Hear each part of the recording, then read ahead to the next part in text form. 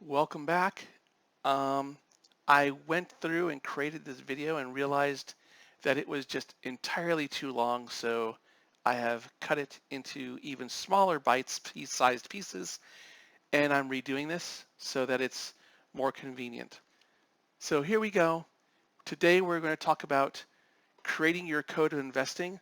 This is going to be now expected to be a 5 video series that will help you gain an idea of what the market means to you and how you should be using the market to your liking so that you're comfortable with your investment goals and decisions.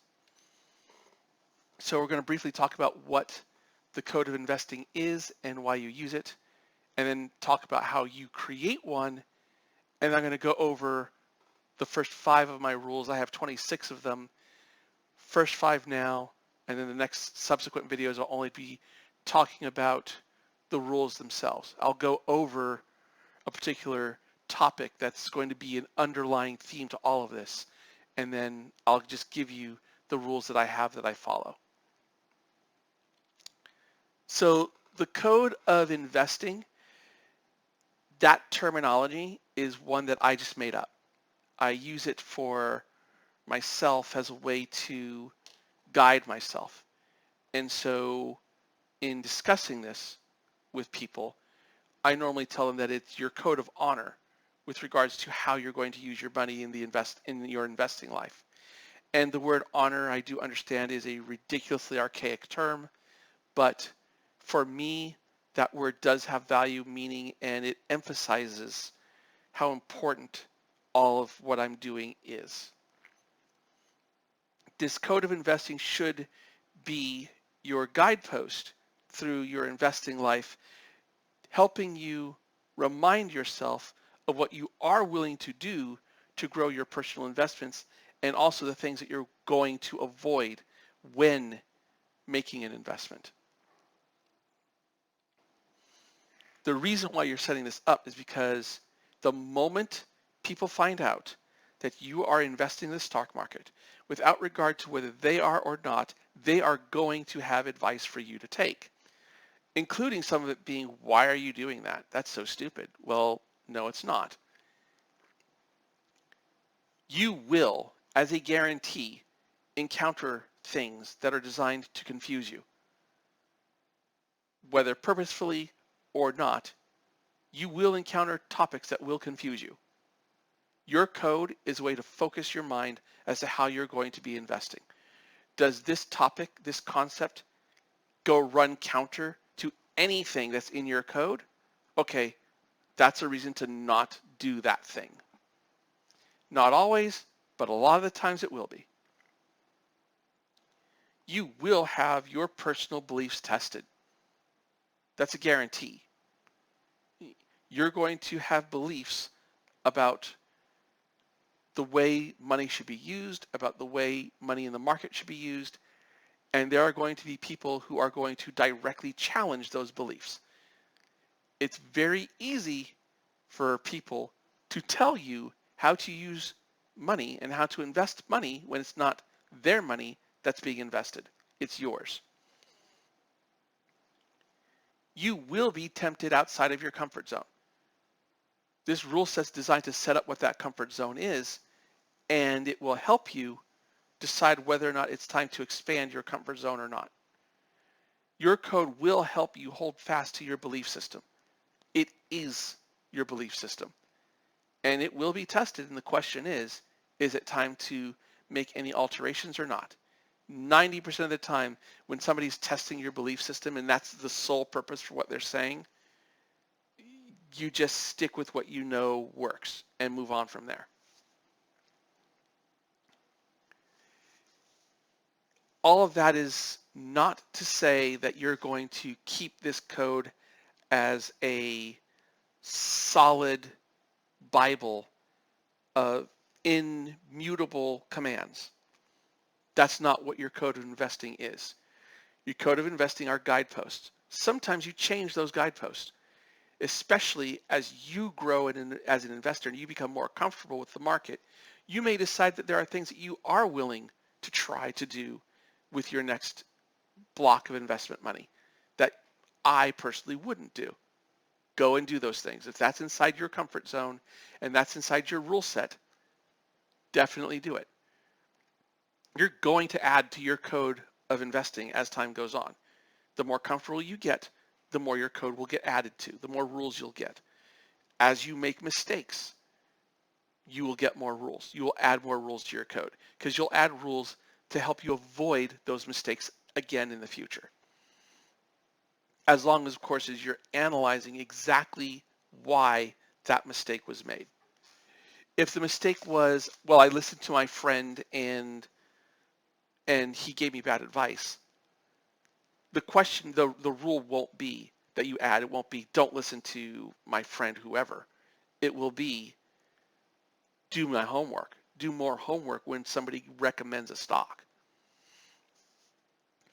You should rarely ever delete from this code. It will grow, but the likelihood that you're going to delete a rule should be very, very low, and that should occur very, very rarely. Even if you think there are places in your code that have conflict with each other, that is, you wrote two different rules and now those rules seem to be the opposite of what they say. And additionally, another thing that will happen to you, you'll come to a place where you have multiple rules and you think that they're completely independent of each other, but then you get to a particular stock and you're trying to decide whether to invest in it or not, and you decide, let's see what let me go back and reread my rules with regards to this, and you'll find two rules that, based on this situation, contradict each other. They shouldn't have, they were never designed to, but they do now. So now your question is, you're going to do the same thing that you did when you opened your investment account. You're going to weigh which one of these rules is more important. Either you're going to let more important in this situation, and then you're going to let that rule dictate what you do going forward. Your code is not immutable, as no true list of rules should be. There's only one list of rules that should be immutable. I'm not going to go into that rule set. It has nothing to do with investing. But your rule set will change. The first step into creating this rule set, interestingly, given all the scary stuff I just said, this is the opposite of what I just said, and that is listen to others. Your first few rules that are in your code, some of them, if not all of them, won't be yours. It'll be advice that you heard from someone that you're going to say, you know what, that's really sound advice, and I'm going to write that down, and that's going to go into my code of investing. My first few rules did not come from me. There's a couple of them that didn't come from me. And it may not even be that you're talking about investing when this insight comes up. It could be you're in a conversation with one of your friends and they say, you know, I really wish this thing X was invented. And you go, well, that should be invented, shouldn't it? And you don't know, and you start looking into it, and it turns out not only is it invented, but it's invented by a company that's on the stock market. Maybe I need to look into buying this company. That's a completely casual conversation. It had nothing to do with investing, but it made you consider things that you were going to do with investing in your money. Same thing with your rule set. You'll be in a random conversation. Somebody will say something that really rings true. And you're like, you know what? That needs to be in my code of investing. Last thing, you've heard the first part here. Don't believe everything you hear. That is definitely a true statement. Don't believe everything you hear. Like I said at the beginning, people are going to come out of the woodwork with advice for you when they find out that you're investing money in the stock market. There's going to be plenty of advice. Don't believe everything you hear. But you know what else? Don't discount it either. Some things are worthy of your belief. Maybe not everything, but you weigh what you hear versus your code to decide whether or not you should use it. You also weigh what you hear versus your code to decide whether or not it should be included in your code of investing. Like, you know what? That makes sense. If it makes sense to you, And if you feel that that's sound advice, it should be in your code. So you can remember it when you are in a time of need. Your code is money. I use this on purpose. There used to be a commercial a couple of decades ago that was math is power. And the goal was to try to encourage people, especially minorities, to get into STEM fields, into the sciences and mathematics. And a lot of STEM fields require mathematics as a backbone. And so they used to say math is power. Well, the interesting part is that if they would have changed that advertising campaign to math is money, then things would be, I bet you things would be different today. Because a lot of the STEM fields are the ones that are the highest paid fields in employment. They're some of the highest paid fields you can get involved with. Some of them are bad, but most of them aren't. Math is money. And so too should be your code of investing.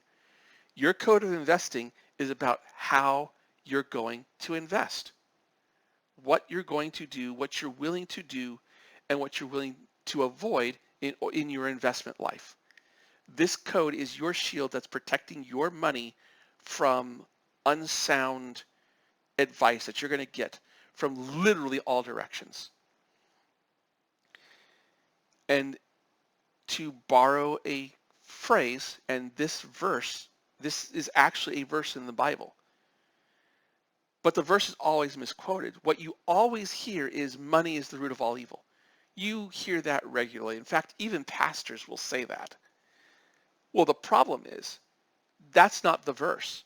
And that was pointed out when I took Financial Peace University from Dave Ramsey. And I will repeat, I'm not being paid to discuss FPU. I've never met Mr. Ramsey in person. I don't know him other than what everybody else hears on the radio or on TV, or perhaps you've taken FPU, or you've read his books on redoing your life. Well, I was involved with FPU, and I will say the way it changed me into thinking about money has been very drastic and very positive.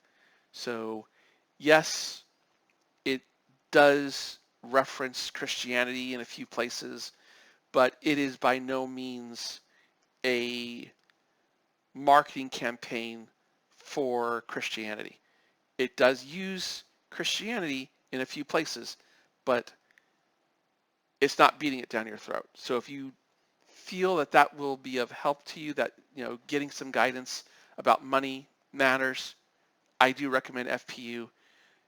This verse, it was pointed out to me in Financial Peace University. The verse is, the love of money is the root of all evil. And Mr. Ramsey went on to talk about this. I'm not going to quote him directly, but this is basically paraphrasing what he said. Money is a tool. It does not have an alignment, and that's for D&D players. I'm a D&D player. Money itself is not going to be lawful or chaotic, good or evil. It's what you are willing to do with your money that says whether you are lawful, chaotic, good, or evil. What you're willing to do for money says everything about you. It says nothing about a tool. The tool doesn't have anything. It has nothing. It can't think. It only does what you command it to do. Your code of investing is your way to instill your values onto your investment life so that you make certain that you're doing things the way you are most comfortable with. So I'm now going to talk about my rules. That should be rules 1 through 5, not 1 through 9. But I'm going to talk about them. And this is for example purposes only. Ideally, what you're going to be doing is you're going to be, if you're following the advice I gave to you earlier about listening to what others are telling you, I'm going to give you my whole rule set. And when this is all over, your code may look exactly like my code, where you decide, I'm going to do everything that this channel says in their code. That's my starting code base.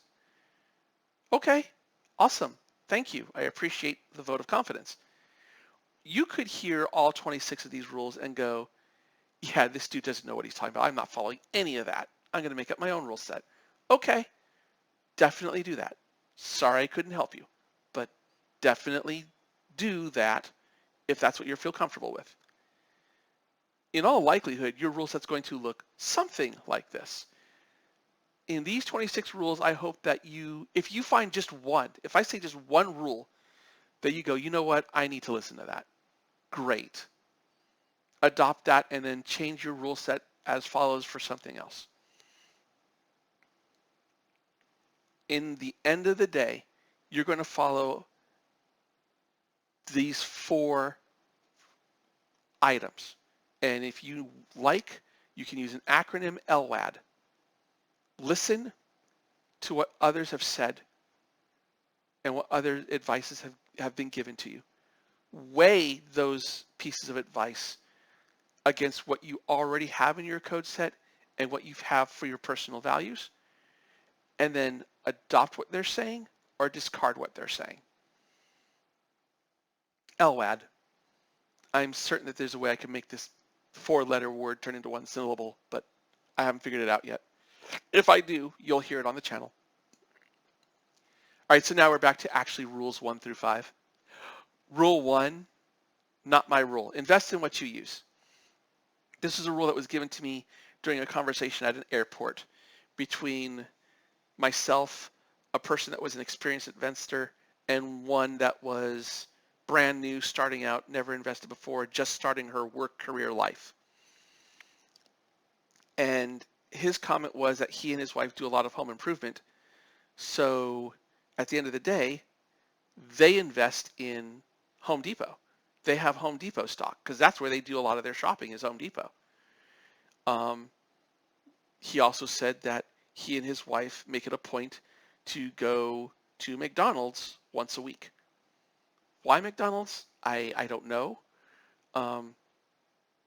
He was a bigger individual, but you know, I'm also 5'7", so everybody's a bigger individual when compared to me. But he says I have stock in McDonald's because that's where my wife and I go and eat every week. His simple concept is, where are you shopping? What are you buying? Who are you buying it from? Are they on the stock market? If they are, you know you're using them. You can see other people are using them. Buy stock in that company. That's a company you should buy stock in, if you can. Now, that's going to depend on the type of investment account that you have. Sometimes you may have an investment account that allows you to buy fractional shares. Most don't. Mine, current one that I have, doesn't.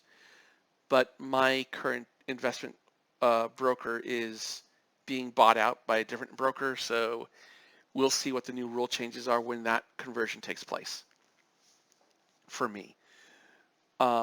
He would actually, one of his other pieces of advice was to buy directly from the company if they're on the stock market.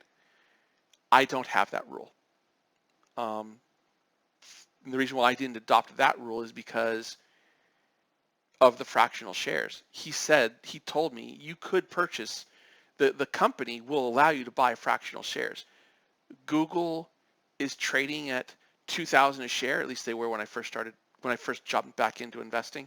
Google was trading at 2,000 a share. Now they're not because they split, but Google's trading at 2,000 a share and you can't afford that? Okay. Well, if you go to Google's website, you can buy a fraction of a share. That was his argument. So look around your house and see what you're buying. What's in your life? You like certain types of cereals? Well, guess what? General Mills is on the stock market. I have LED light bulbs that are made by who? General Electric. They're on the stock market. I have a Ford F-150 truck. They're on the stock market. I don't have stock in either one of those last two companies, by the way, but they're available to me, and then it's just a matter of looking them up, looking at the stock, weighing it against my values and deciding whether I want to buy or not. Next, invest, don't gamble. This is the stock market, not a casino. When you buy a stock, and we'll talk about this later in a video after all these rules are put out, when you finally do put your money on the market, give it some time. In fact, the moment you buy the stock, when you go back to your portfolio and look at it, there's a very high probability that's going to be that you will it will show that you're losing money. It'll be a couple of dollars, but you will be losing money. Well, it depends on how much you bought and what the stock's value is, but you will be losing money. And there's a reason for that, and we'll talk about it at that time. I'll give you a hint actually right now. When you buy a stock, you're actually paying more than the stock's worth. Just pointing it out. Okay, slightly more, but you are paying more. When you're deciding to buy or sell, your decision should not be hasty.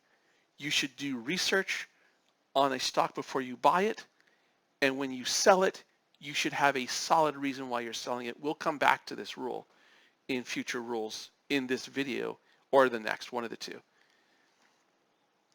Gambling at the end of the day is a loser's game. There are entire cities constructed off of the fact that gambling is for losers. Las Vegas, Atlantic City, and large portions of New Orleans are built on the fact that gamblers are losers.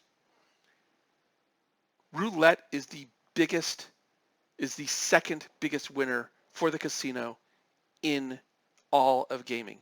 Do not turn the stock market into a roulette wheel, because it's always going to land on 00 until you bet 00. Just so you know.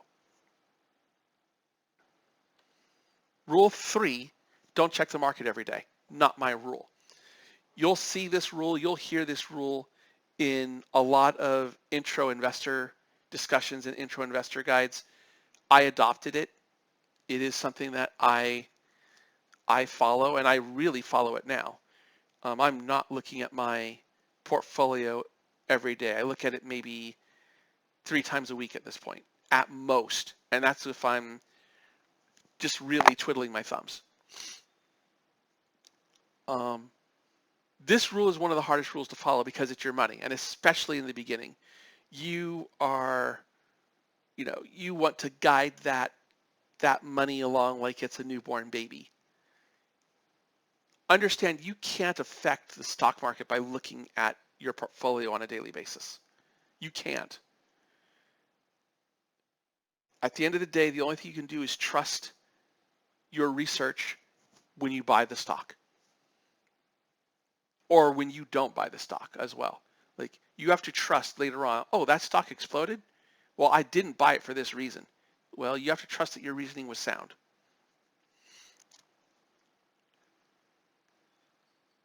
If you find yourself in a position where you're panicking over the way your money in the stock market is going, you definitely need to stop looking.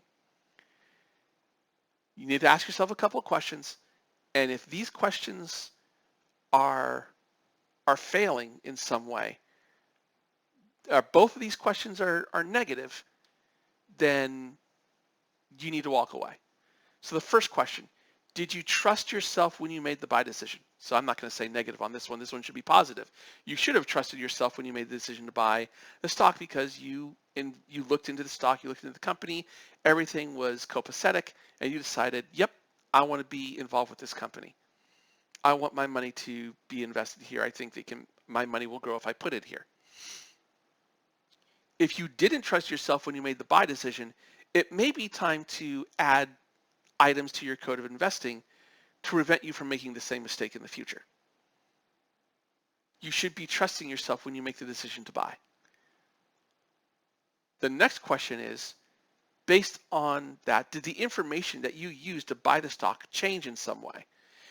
And in this question, you should only be looking at the stock itself. Yes, the environment that the stock market, that the stock is in, will play a role, but the question is how much of it is panicked sellers and how much of it is actual issue with the stock itself. If the information changed, yes, maybe it's time to make a new decision. Maybe it's time to sell the stock off. Maybe it's time to abandon your position in whole or in part because the information that you used changed. Uh, Prime example of the information changed, some member of the top level of management of the company is leaving the company. That is an important piece of information change, and maybe you should consider selling the stock because of that. But if the information didn't change and you trusted your information when you first bought the stock, that's when it's time to walk away for a couple of days and just not look. Even if the sky is falling, if the information that made you buy the stock has not changed, walk away. Rule 4, invest with money as if that money is lost. That is the opposite, seemingly, of Rule 2. Because when you're gambling, if you decide that you're going to go to a casino, they tell you in a number of places, when you go to the casino, you're playing with that money as if that money is lost. If you win, great, but assume that you're going to lose because it's a casino. And again, their goal is to take your money. That is an investment. That money is not an investment. The money that you take to a casino is an entertainment dollar. When you go to the movies and you spend money on a movie and the excessive cost of food at that film, you don't get that money back. That is entertainment dollars. Those dollars are gone. Thank you very much. You spent money to drive to the beach, to go to the beach for the day, that money's gone. The only difference here is that when you invest the money, it's not really gone. It is because you can't use it right now, but it isn't because eventually your goals are going to be achieved. Don't put money into the market that you can't afford to put in your investment account or into the market. If you can't afford it, don't do it. Don't put yourself in a position where you need to withdraw money from your investment account in order to survive. If you find yourself doing that, it means that you put too much money in to begin with, and you shouldn't have put it all in there to begin with. And I'm not saying you'll never be in a position where, you know what, you're going to have to withdraw money from the account in order to make it through right now. But we'll talk about that in one of the future rules, is that your money is, you have money put aside in an emergency fund. You shouldn't be using that fund for yourself and for your emergencies. If you want entertainment dollars, then don't put those entertainment dollars in the market to begin with. Keep them out. Keep an entertainment account if you really want entertainment dollars and you want to put it somewhere other than your emergency fund. Okay, open another savings account and put it there, or open another checking account and put it there. Don't put it into your investment account and then later on have to take it out. One of the things that they tell you when you're trying to become a lifeguard, which I did that decades ago. I used to be a lifeguard. And they tell you, save yourself first. You should be putting your money in your investment account regularly and often. But if you can't afford to do it right now, save yourself first. Don't put it in the account if you can't afford to do that this month. It's the only bill where nobody's going to knock on your door if you don't pay it. Last rule of this video, before you invest, know what your money is doing after you invest. This goes along with the previous rule that we just discussed, and the idea here is you don't want to spend your time staring at the stock market after you put your money in. Do your research. Know what the stock is going to do, and I use the word stock to mean everything that you could buy with your investment account. So that's going to be stocks, mutual funds, ETFs. ETF stands for Exchange Traded Fund. If you somehow get involved with commodities, good luck. That's a difficult field. But do your research before you buy anything with your money. And I'm going to group all those things together and call them all stock. So going forward, this is what you understand me to say. When I say stock, I mean all of these things. So in that research is that, what's important to you with a company before you invest in them? Is their management important? It will be eventually. Eventually the management will be, because upper level, executive level management resigning, chief whatever officer resigning, that's going to affect your stock almost every time it happens. Is the company forward thinking, or are they just straight up controversial? Are they really on the edge of advancement, or are they talking just because they want their name in your mouth on a daily basis? Are the company's values congruent with your own? If your personal value says, I am not going to invest or do anything with, I'm not going to buy anything or do anything with any company that uses child labor, and there's a company out there that you want to invest in, but they might use child labor, you better clarify that question before you put money in it, because their values are not congruent with your own.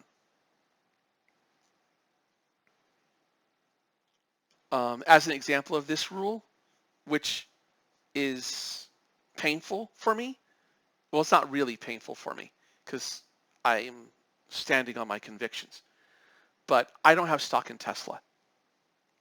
And you're welcome to comment on how much of a fool I am for not doing that. I understand your position. I understand everybody's position who tells me that. Tesla is now one of the literally strongest electro companies in the world, probably. I mean, they're definitely, in the United States, one of the most influential solar alternative energy companies that a person can get their hands on.